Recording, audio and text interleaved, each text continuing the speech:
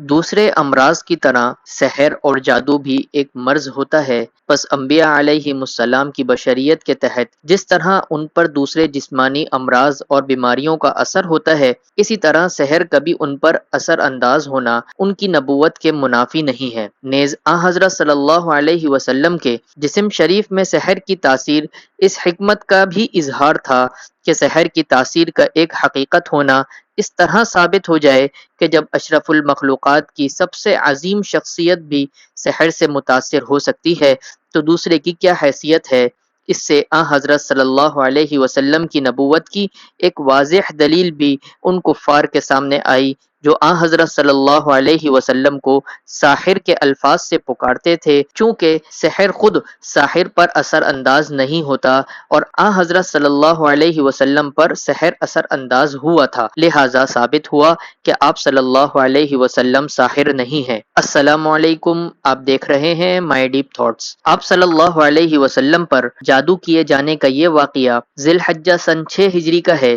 جب آپ صلی اللہ علیہ وسلم صلح حدیبیہ کے بعد مدینہ منورہ واپس تشریف لے آئے تھے، اور علماء اکرام نے لکھا ہے کہ سحر کا یہ اثر آپ صلی اللہ علیہ وسلم پر 40 دن تک رہا، اور ایک روایت میں 6 مہینے کی مدت منقول ہے، اور ایک قول کے مطابق تو یہ اثر پورے 1 سال تک رہا۔ تاہم ان روایتوں میں کوئی تضاد نہیں ہے، کیونکہ غالب گمان یہ ہے اس سحر کا پورا اثر پوری شدت اور غلبے کے ساتھ 40 دن تک رہا، پھر اس کی کچھ علامتیں 6 ماہ تک باقی رہیں، اور پھر کچھ ہلکا پلکا اثر پورے 1 سال تک رہا۔ بہرحال یہ روایت متفق علیہ ہے، یعنی بخاری اور مسلم دونوں میں منقول ہے۔ حضرت ام المؤمنین عائشہ صدیقہ رضی اللہ تعالی عنہا فرماتی ہیں کہ جب رسول کریم صلی اللہ علیہ وسلم پر جادو کیا گیا تو آپ صلی اللہ علیہ وسلم کی حالت یہ ہو گئی تھی کہ کسی کام کے بارے میں آپ کا خیال ہوتا کہ کر لیا ہے، حالانکہ وہ کام نہ کیا ہوتا۔ کافی دنوں تک آپ کی یہی حالت رہی، یہاں تک کہ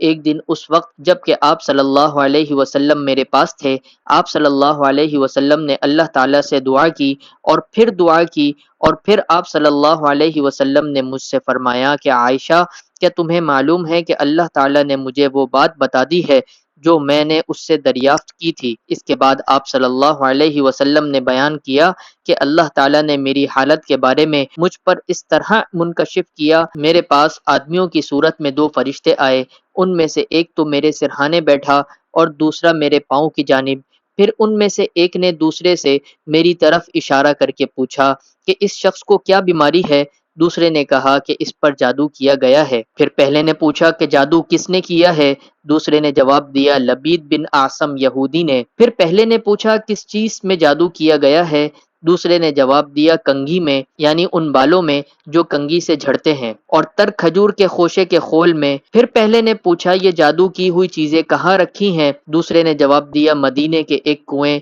زروان میں۔ اس کے بعد نبی کریم صلی اللہ علیہ وسلم نے اپنے چند مخصوص صحابہ اکرام رضوان اللہ علیہم اجمعین کے ساتھ اس کنویں پر تشریف لے گئے اور فرمایا کہ یہی وہ کنواں ہے جو مجھ کو دکھایا گیا ہے۔ اس کنویں کا پانی حنا کی طرح سرخ، یعنی مہندی کی طرح سرخ تھا، اور کھجور کے وہ خوشے جو اس کنویں میں ڈالے گئے تھے ایسے تھے جیسے وہ شیطانوں کے سر ہوں۔ چنانچہ حضرت صلی اللہ علیہ وسلم نے ان سب چیزوں کو کنویں سے نکال لیا۔ اس واقعے سے متعلق حضرت ابن عباس رضی اللہ تعالی عنہ کی بھی ایک روایت ہے جس میں انہوں نے بیان کیا ہے کہ سحر اور اس کی جگہ کا انکشاف ہونے کے بعد حضرت صلی اللہ علیہ وسلم نے حضرت علی اور حضرت عمار کو سحر کی یہ چیزیں نکالنے کے لیے زروان کنویں پر بھیجا۔ جب ان دونوں نے کھجور کا وہ خوشہ کنویں سے نکالا تو اس کے خول میں ان کو موم کا بنا ہوا حضور پاک صلی اللہ علیہ وسلم کا ایک پتلا ملا۔ اس پتلے میں سوئیاں چبھی ہوئی تھی اور اس کے اوپر ایک ڈورا 11 گرہوں کے ساتھ لپٹا ہوا تھا،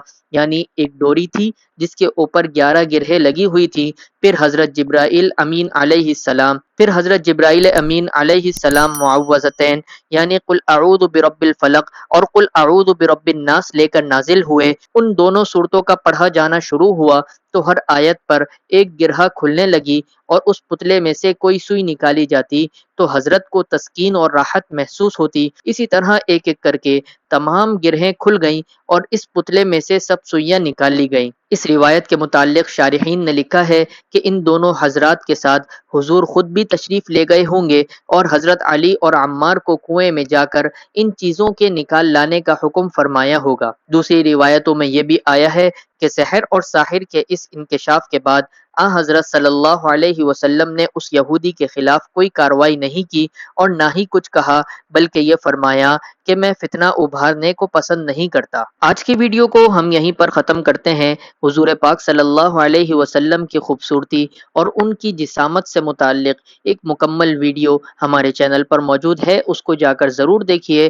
امید کرتے ہیں آپ کو ہماری ویڈیو ہمیشہ کی طرح ضرور پسند آئی ہوگی۔ اگر پسند آئی ہے تو ضرور لائک شیئر کریں اور کامنٹ کر کے بتائیں کہ آپ کو ہمارا کام کیسا لگا، اور اگر آپ نے ابھی تک ہمارے چینل کو سبسکرائب نہیں کیا ہے تو ابھی سبسکرائب کر لیں۔ ملتے ہیں اگلی ویڈیو میں، تب تک کے لیے اللہ حافظ۔